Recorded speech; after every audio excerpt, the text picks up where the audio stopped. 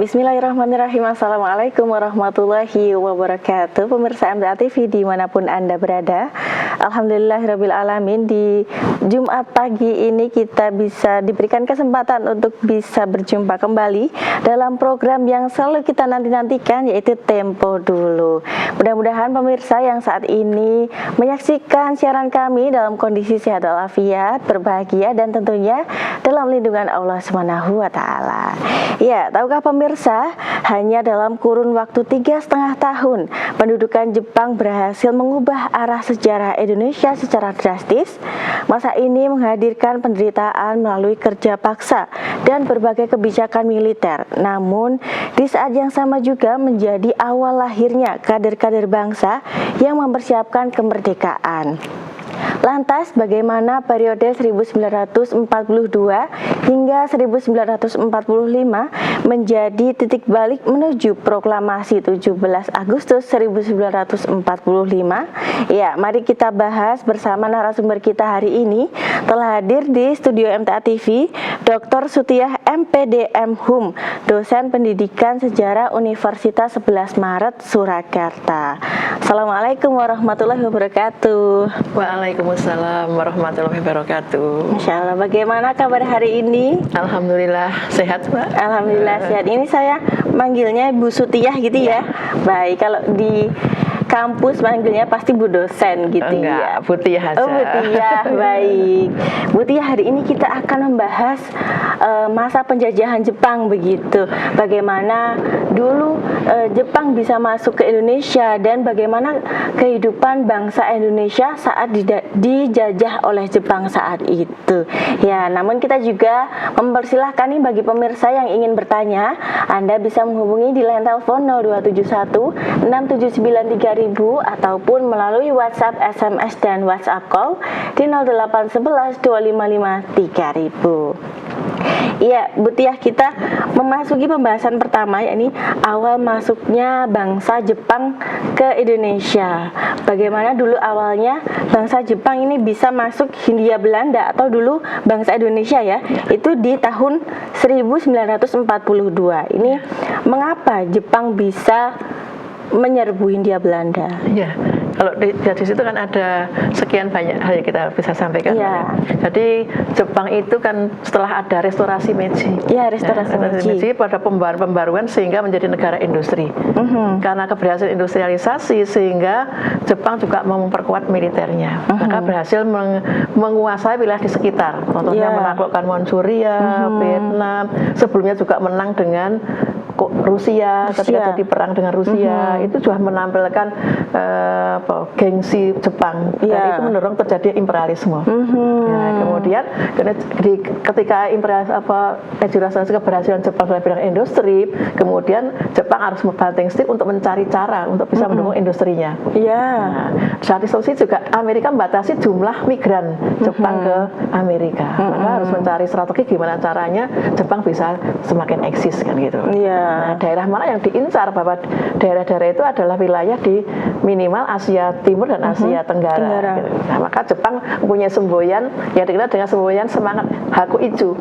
Semangat Hakuichu, semangat persaudaraan, tapi harus tunduk kepada Jepang dengan menjadi pemimpin Asia Timur Raya. Gitu. Nah, karena keberhasilan itu sehingga Jepang menyebarkan intelijen kemana termasuk ke Indonesia. Nah, intelijen itu berperan sebagai mungkin mencari pekerjaan, sebagai pedagang, penjual mie, penjual kacang, gitu, mengetahui kondisi Indonesia seperti apa ketika pergerakan nasional.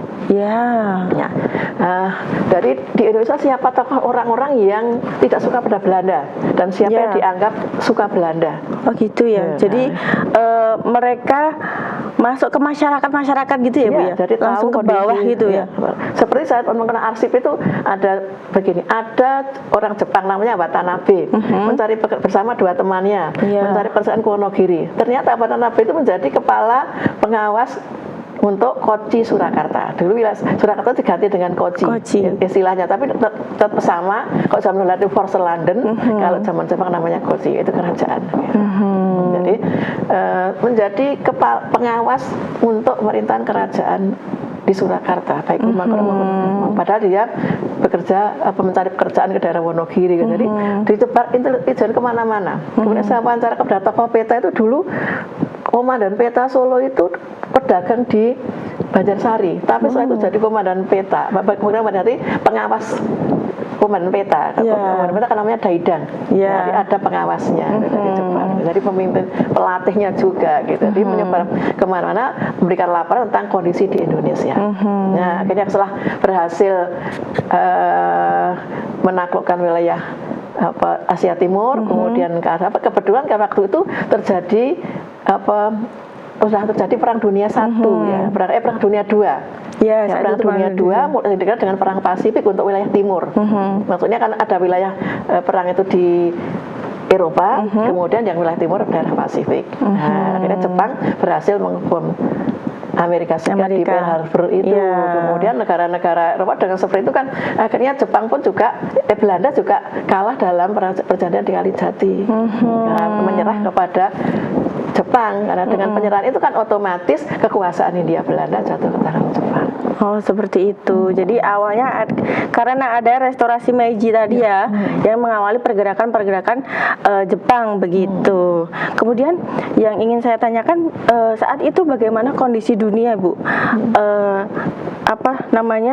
Sehingga Jepang bisa memperluas wilayah kekuasaannya itu di Asia Tenggara khususnya. Asia Timur dan Asia Tenggara, Pak, karena memang inginnya menjadi penguasa Asia Timur Raya gitu. Oh, baik. Dan yang sudah berhasil Asia Timur dengan Asia Tenggara itu sudah dikuasai oleh Jepang semua gitu ya. Jadi karena Perang Dunia II itu sudah terjadi, sebenarnya intinya itu kan di Eropa ya. Kalau Perang Dunia I kan di Eropa, kan Perang Dunia Kedua itu pertama memang di Eropa, tapi di timur muncul imperialisme baru itu, yaitu Jepang. Jadi karena tampilnya Jepang, apalagi setelah sebelumnya kan sudah mengalahkan Korea, mengalahkan Rusia. Rusia kan termasuk negara-negara Eropa. Jadi keberhasilan menambah keyakinan Jepang tentang keberhasilan untuk ke wilayah selanjutnya. Baik, ini keinginan Jepang untuk menguasai Asia itu tadi, saya jadi teringat pelajaran SD itu. Ada istilahnya Jepang Cahaya Asia. Itu apakah juga doktrin yang diberikan oleh Jepang begitu?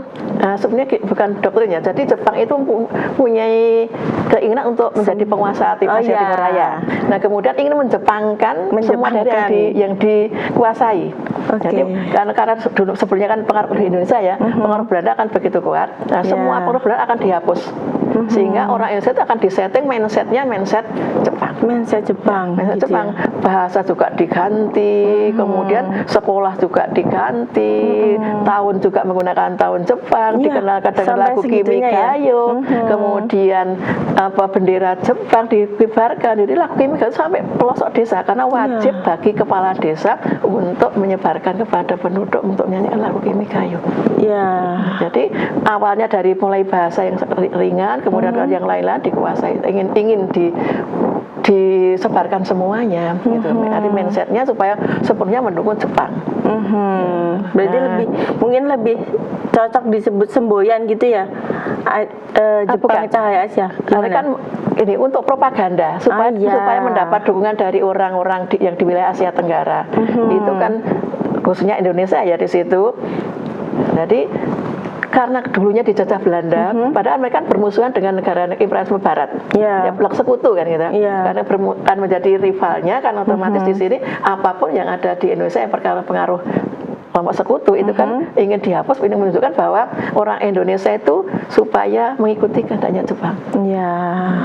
Jadi unsur-unsur Eropa itu semua akan dihapus, gitu.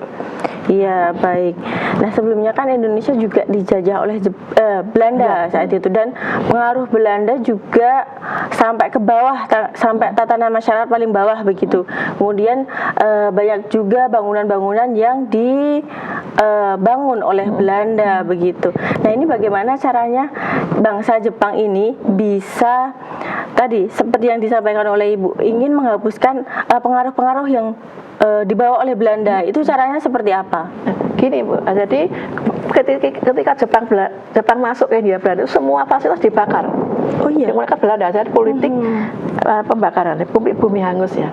Jadi fasilitas seperti jembatan, lapangan terbang, pabrik-pabrik yang kira-kira nanti bisa dimanfaatkan Jepang dibakari semuanya.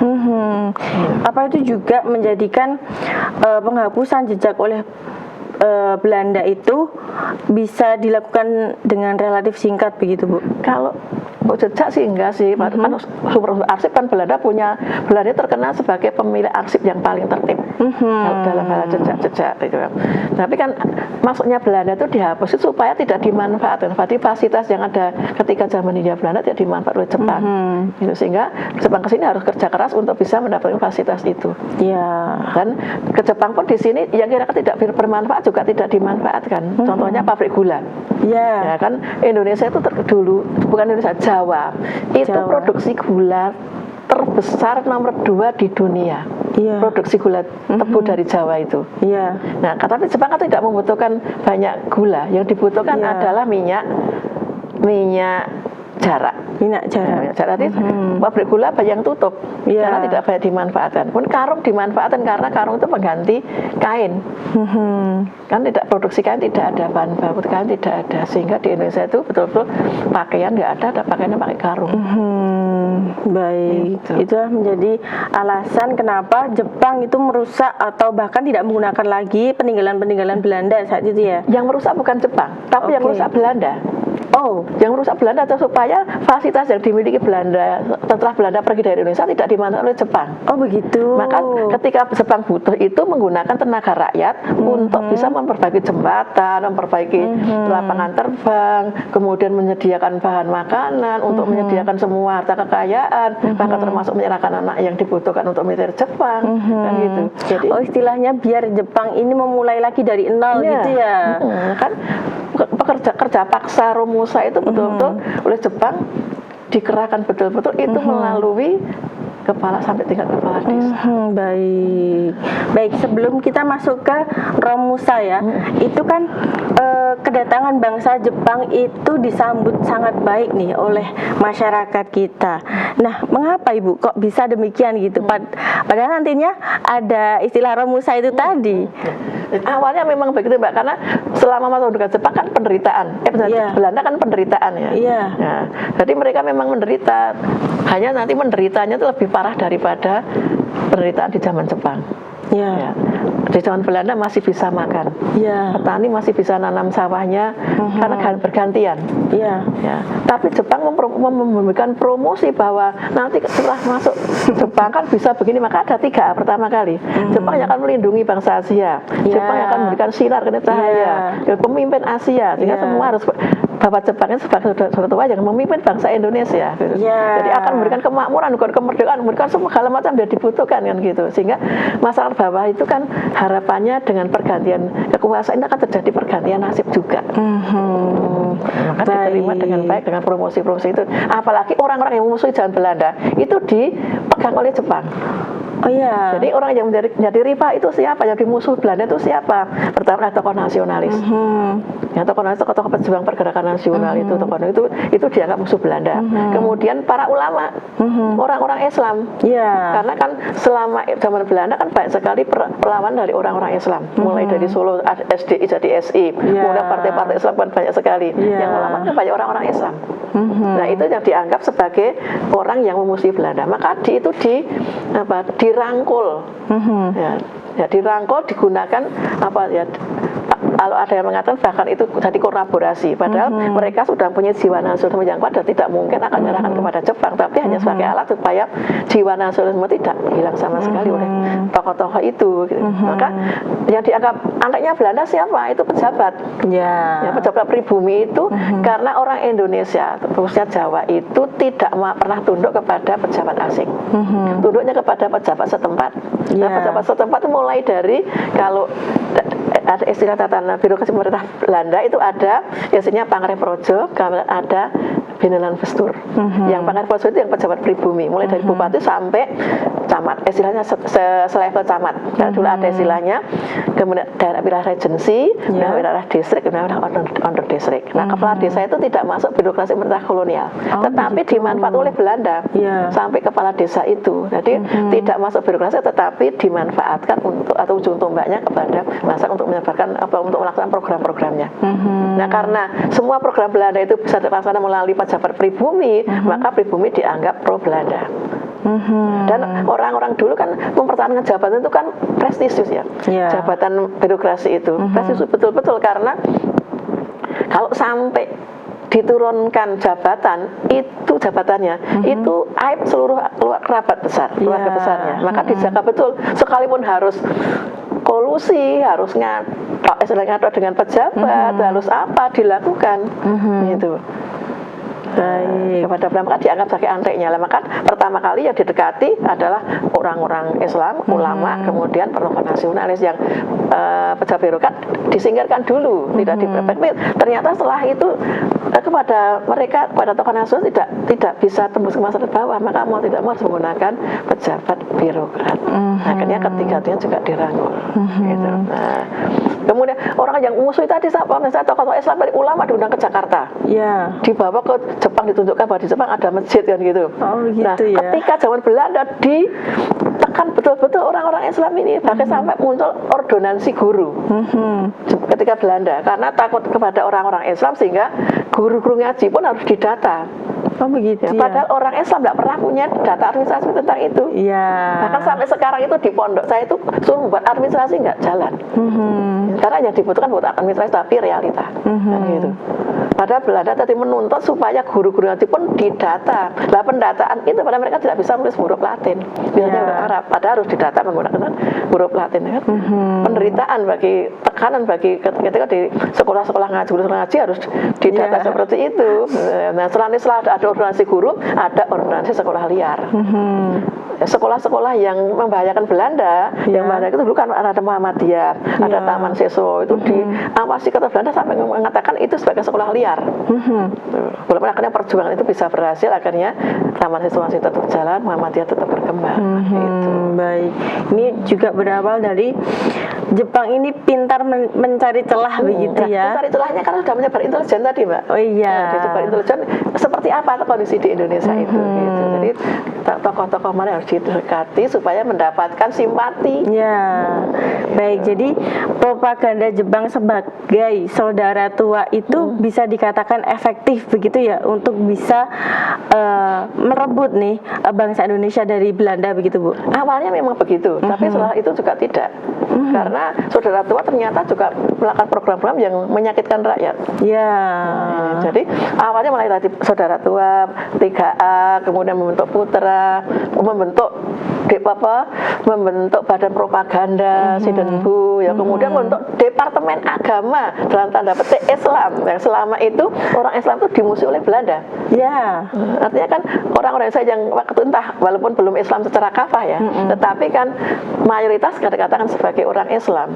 Apalagi tokoh-tokoh Islam itu kan mempunyai di pesantren-pesantren itu kan diajarkan tentang nasionalisme yang betul mereka mempunyai membangkit semangat sebanyak orang yang bangkit dari pesantren-pesantren itu walaupun tidak oleh pendidikan barat. Baik, yang awalnya efektif tapi ya akhirnya juga begitu ya, maksudnya jalannya ternyata ada itu tadi saudara tua ada yang tidak sesuai gitu ya. Banyak yang tidak sesuai, Mbak, karena nanti program-program Jepang itu betul-betul menyakitkan rakyat. Gitu.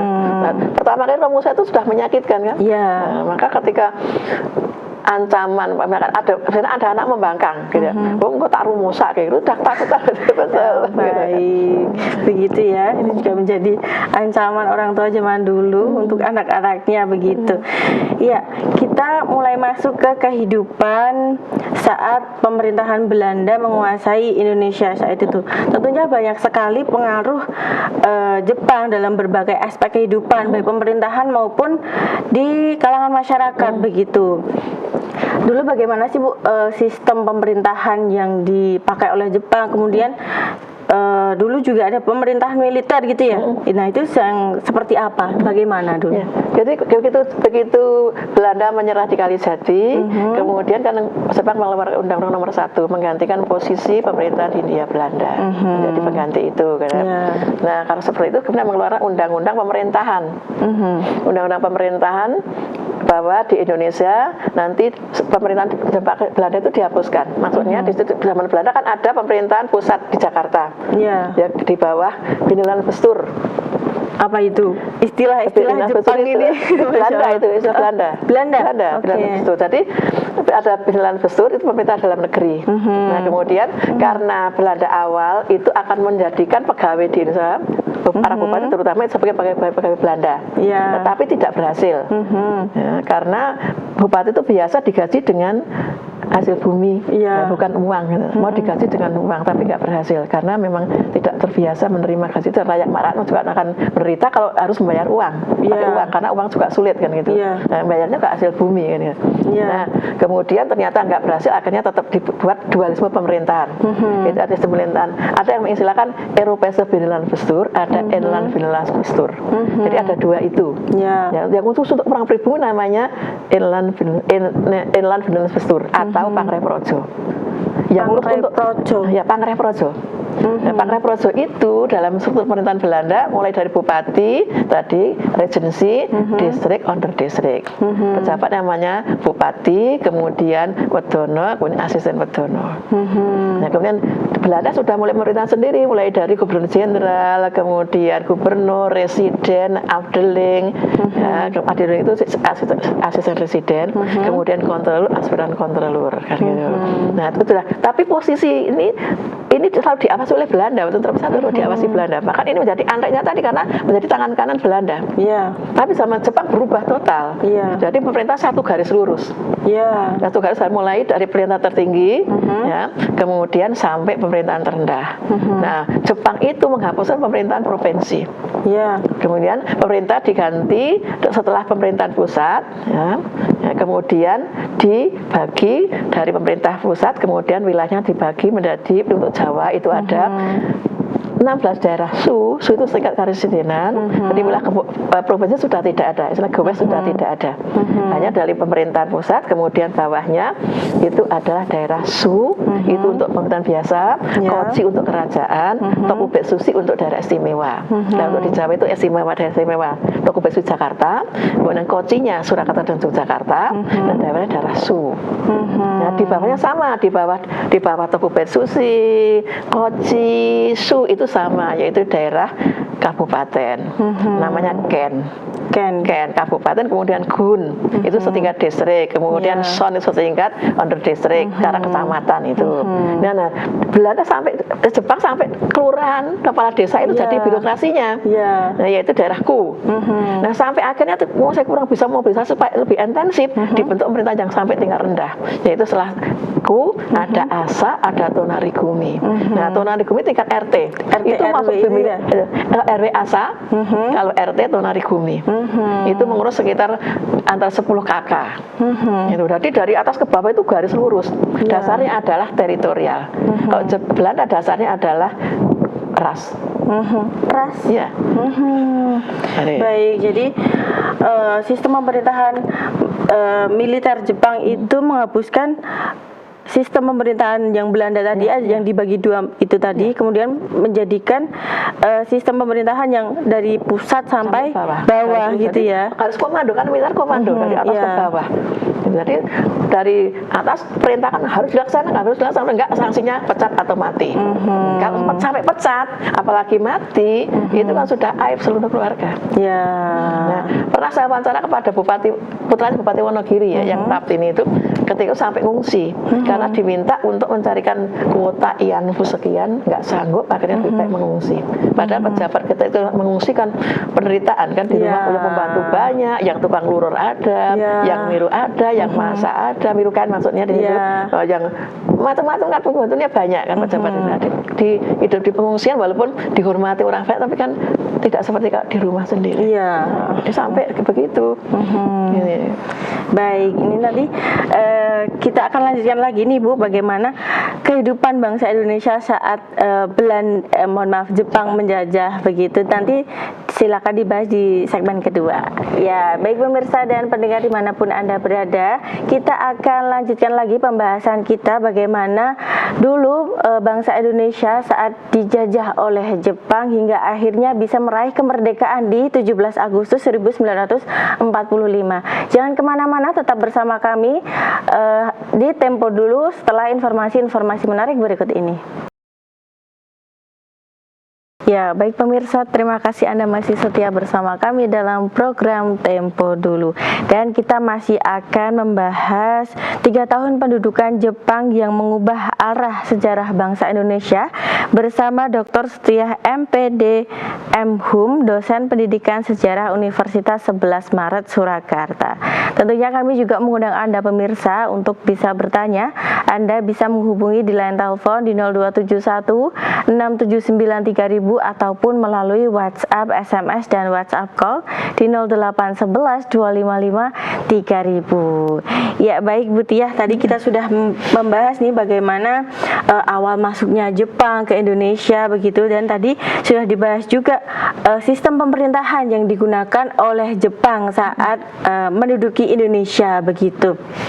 Nah, tentunya saat itu Jepang juga mengeluarkan berbagai kebijakan begitu, termasuk nanti dari pusat hingga ke daerah. Nah, kebijakan apa saja yang paling mempengaruhi kehidupan masyarakat selama pendudukan Jepang saat itu, Ibu? Paling terkesan, paling mempengaruhi, itu kebijakan bermacam-macam, Mbak. Kalau paling terkesan, maksudnya kesan menderita. Kesan penderitaan itu ya. Pertama, Romusa. Maksudnya gini, orang Indonesia itu, apalagi di daerah Jawa, itu kan tidak terbiasa kerja di luar. Maka prinsipnya mangan orang mangan yang ngumpul kan gitu. Kalau disuruh kerja di luar itu kan penderitaan. Jadi harus kerja di luar itu sudah penderitaan. Nah, Jepang itu diminta untuk kerja, nggak dapat gaji, nggak dapat makan, harus sanggup makanan sendiri. Padahal kalau awal masih ada bang, tapi setelah pendudukan Jepang kan nggak ada makanan. Jadi betul-betul nggak ada makanan karena perdagangan juga di stop. Jadi perdagangan daerah harus ada izin. Begitu ya. Maka di Solo batik yang dulu itu batik terkenal menjadi saudagar kaya ketika zaman Belanda, mati ketika zaman Jepang karena bahan baku tidak ada. Bahan baku tidak ada.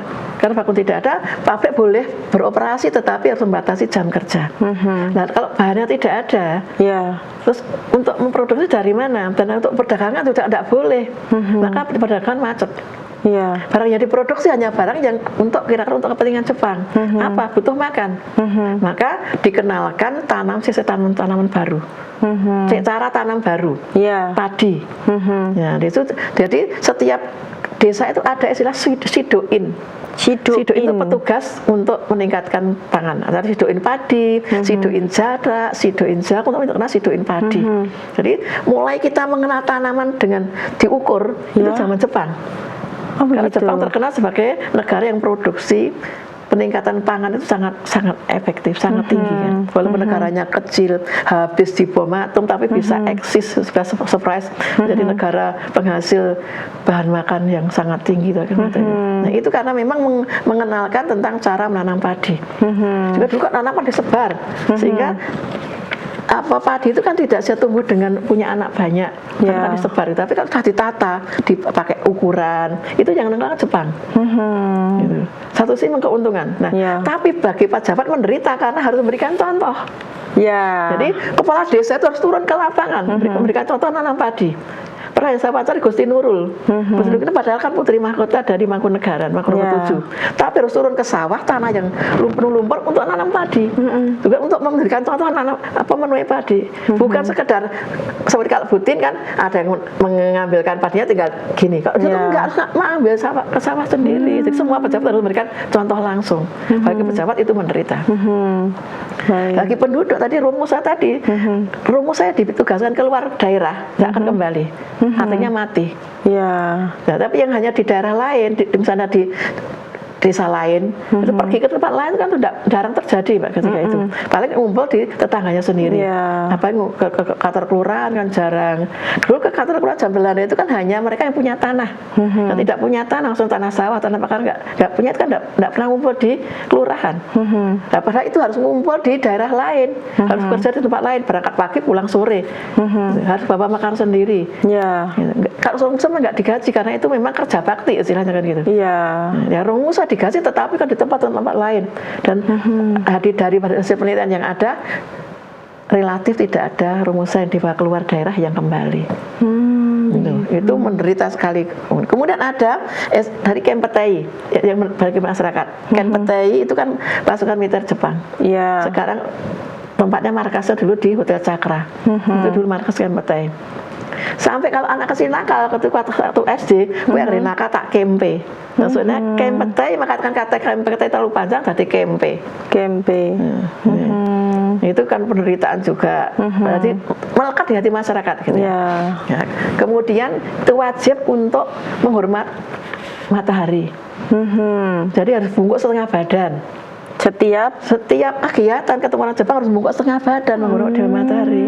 Termasuk sekolah-sekolah sebelum masuk ke ruangan kelas itu baris dulu, kemudian bungkuk setengah badan. Itu yang ditolak oleh para ulama ketika itu untuk itu akhirnya diizinkan karena kalau sampai ulama memberontak Belanda, Jepang kan juga kalang kabut sendiri karena mereka dianggap bisa dirangkul untuk mempengaruhi masyarakat dengan program-programnya kan gitu. Nah, Saikeirei itu. Saikeirei itu banyak apa-apanya kan tidak bisa Saikeirei tapi Saikeret kan gitu. Orang itu tidak bisa menggunakan Saikeirei kesulitan Saikeret. Tentunya penyesuaian lidah orangnya saat itu jadi udah supaya tahu. Nah, aba-aba. Jadi ketika di Seiren itu aba-abanya pakai bahasa Jepang. Tadi saya katakan tadi kan Jepangisasi melalui bahasa. Bahasa yang paling mudah dikenal dulu apa? Aba-abanya itni sangsi gorok sehat katok goni kelami serat supaya semangat. Jadi tidak 1, 2 titik tidak. Nek kalau Belanda kan 1, 2, 3, 5 kan gitu. Jepang itni sangsi gorok sehat katok goni kelami serat. Walaupun katok goni kelami serat tetapi tetap semangat gitu. Kalau nggak semangat ditendang. Jadi kalau nggak semangat ditendang, kalau jatuh semakin ditendang, maka tidak berani jatuh supaya mereka bertahan tidak jatuh. Itu latihan baris berbaris di Seinendan. Maka membuat orang gimana saya tidak jatuh, kalau jatuh kalau saya ditendang. Jadi itu satu hal nilai rumusa Saikeirei kemudian di catatan berbaris gitu ya. Jadi bagaimana saya tidak jatuh kan tidak jatuh membuat semangat kan harus tegar harus begini waktu tidak makan. Nah proses berbaris tadi dari desa kan tingkatnya kecamatan Pak minimal di kecamatan untuk Seinendan dari Jawa kemudian provinsi kabupaten kemudian kecamatan. Jadi untuk di bawah kecamatan untuk pergi kecamatan itu kan nggak ada kendaraan seperti sekarang. Karena Jepang itu punya sepeda banyak ban mati. Jadi bukan ban yang dikumpul ban yang ban mati, gitu. Dan itu tidak sembarang orang punya sepeda. Jalan kaki kan dari jauh, jalan kaki berangkat dari sampai subuh sampai di kecamatan jam 8 mungkin. Pulangnya juga dari kan jam 12 sampai pulang sudah sore. Akhirnya tanah nggak dikerjakan. Sama kan nggak dikerjakan, akhirnya tanah juga nggak bagus kan, hasilnya juga nggak baik. Itu satu. Sudah remusa, yang pemuda dilatih Seinendan, yang agak tua kayak Ibodan. Dan itu tambah lagi tadi ada wajib serah padi dan harta kekayaan.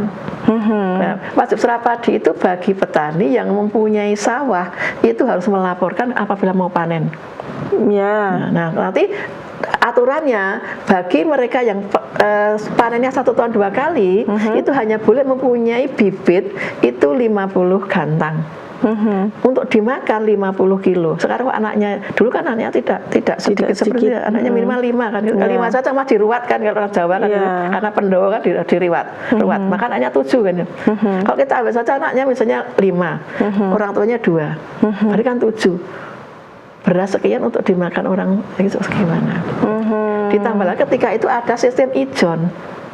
Apa Jadi itu? sistem hijau ini petani yang sudah tidak punya apa-apa akhirnya menjual tanamannya mulai dari tanam, mungkin sudah mulai menyiangi, sudah mulai akan berbunga, itu harganya berbeda-beda sehingga belum panen sudah dijual.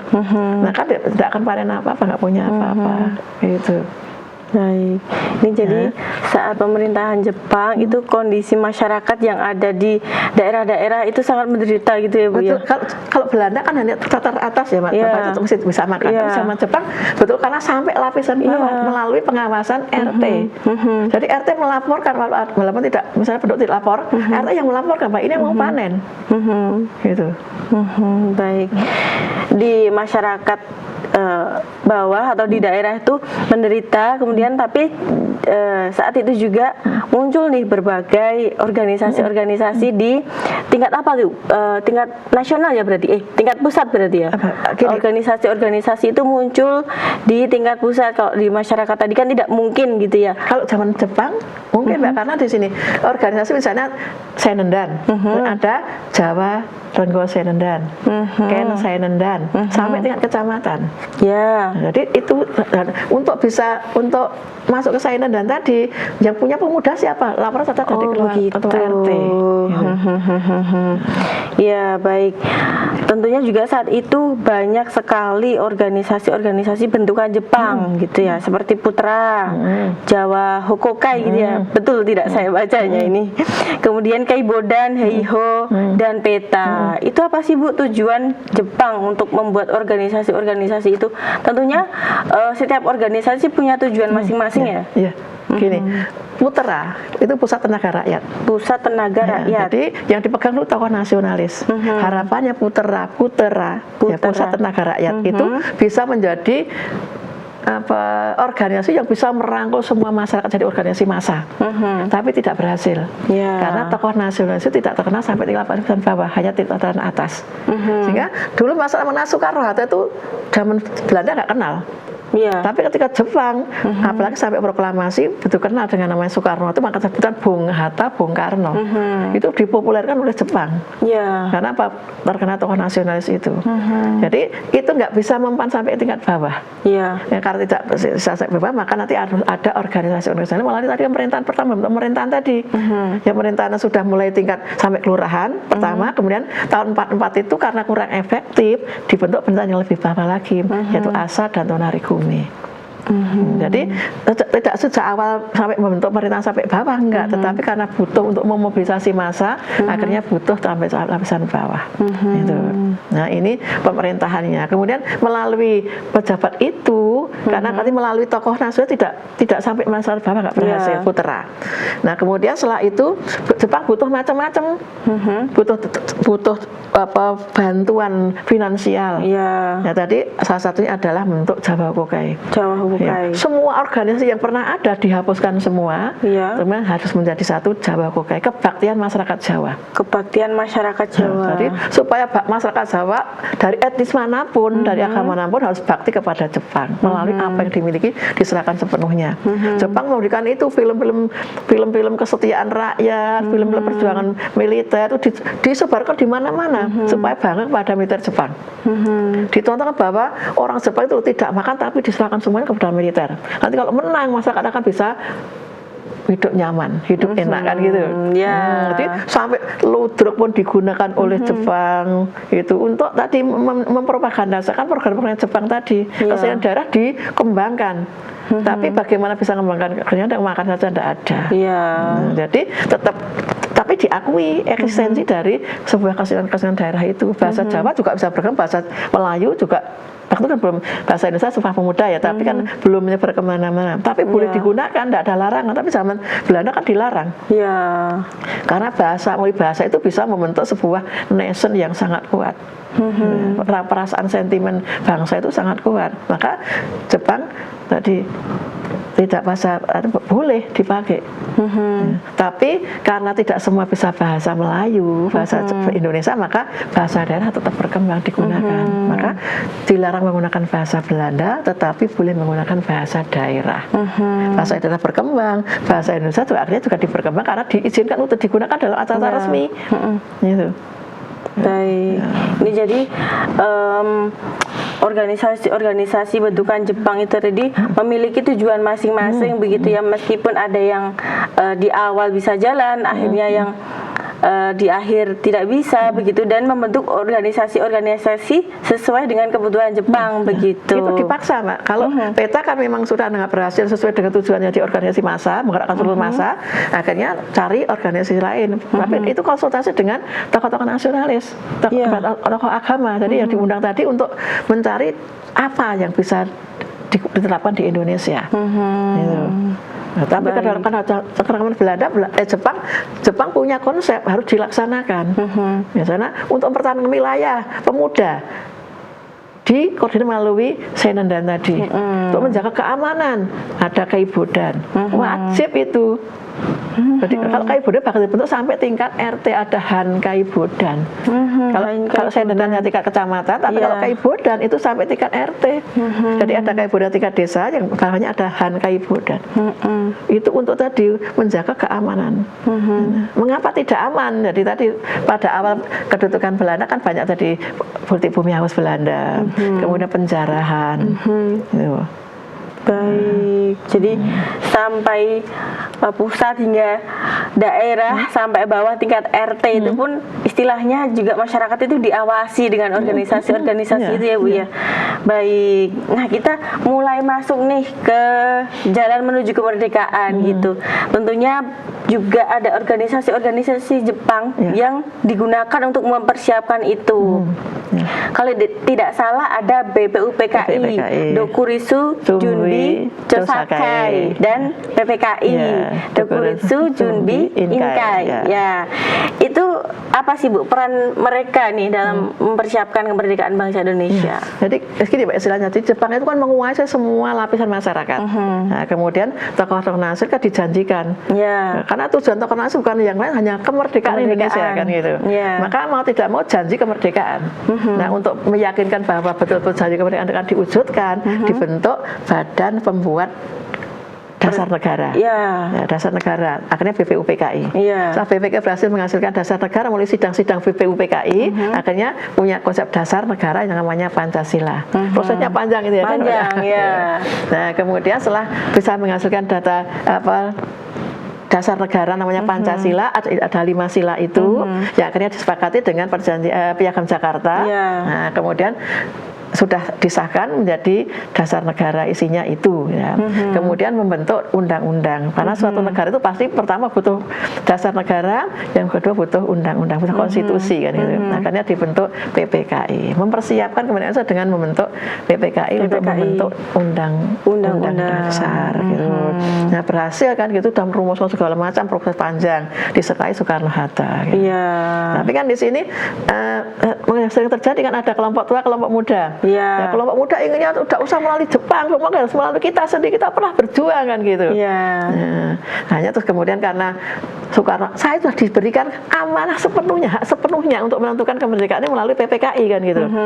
Nah, tapi pemuda kan pokoknya tidak mau merdeka itu melalui Jepang, merdeka harus perjuangan, kita harus berjuang karena memang ada kelompok yang bergerak di bawah tanah, contohnya Sahrir. Kan ada bergerak, karena kalau Soekarno atau tokoh-tokoh ulama kan ada yang bergerak melalui kerjasama dengan Belanda, Jepang, dengan memanfaatkan semua fasilitas yang oleh Jepang. Tapi ada yang tidak mau kan, Sahrir tidak mau karena gerakan di bawah tanah. Jadi memang sudah ada gerakan dua di bawah tanah, sama-sama tujuannya sama, yaitu untuk Indonesia merdeka. Karena tokoh-tokoh ini walaupun diberi janji apapun, diberi fasilitas apapun, tujuan utama adalah kemerdekaan. Jadi tidak terpengaruh dengan janji apapun, yang penting adalah tujuan utama adalah merdeka.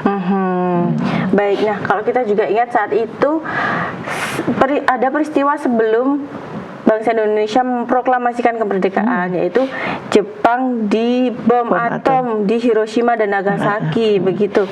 Nah, itu apakah peristiwa proklamasi 17 Agustus 1945 itu dapat dilepaskan dari peristiwa pendudukan Jepang begitu Bu? Sebetulnya ada rangkaiannya ya Pak. Jadi di situ dengan semakin kalahnya Jepang dengan dalam perang dunia dengan negara-negara sekutu, itu kan juga tadi memanfaatkan selama lapisan tadi sudah mempersiapkan juga ada peta. Heiho itu pembantu prajurit Jepang. Kalau peta itu tentara Indonesia, tentara itu betul tentara, maka peta tentara Indonesia. Jadi peta pembela tanah air. Jadi orang Indonesia, komandannya juga Indonesia, tapi pelatihnya orang Jepang.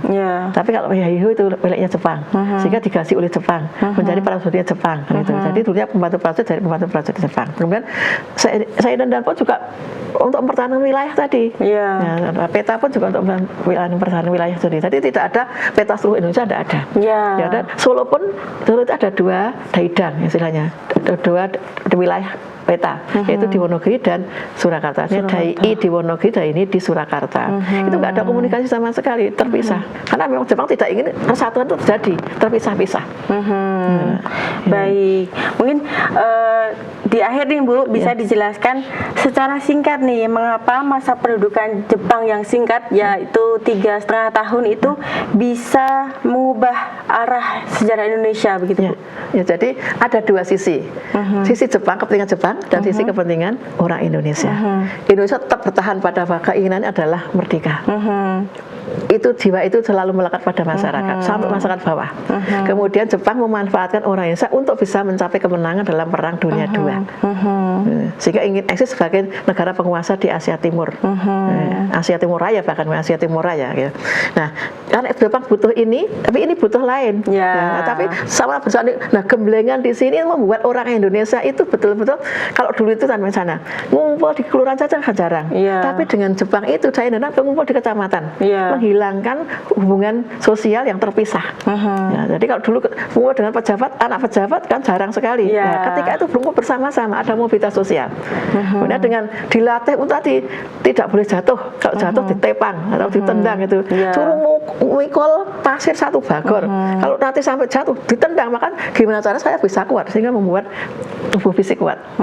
Dan jadi peta pun syaratnya juga fisik kuat. Gitu ya? Fisik kuat gitu ya. Tidak butuh ijazah, tapi yang penting badan kuat, badan sehat.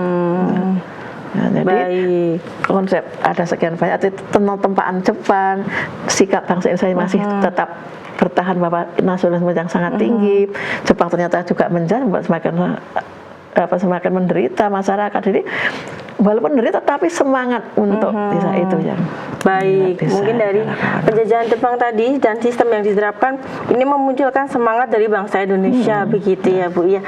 Baik, terima kasih Bu Sutia atas ilmunya, ini tentunya membuat saya dan pemirsa ini menggali kembali pelajaran-pelajaran saat sekolah dulu gitu. Terima kasih Bu. Wassalamualaikum warahmatullahi wabarakatuh. Waalaikumsalam warahmatullahi wabarakatuh. Ya, pemirsa dimanapun Anda berada, demikian perjumpaan kita dalam program Tempo Dulu. Saksikan program Tempo Dulu yang hadir setiap hari Jumat pukul 9 waktu Indonesia Barat hanya di MTA TV channel terpilih.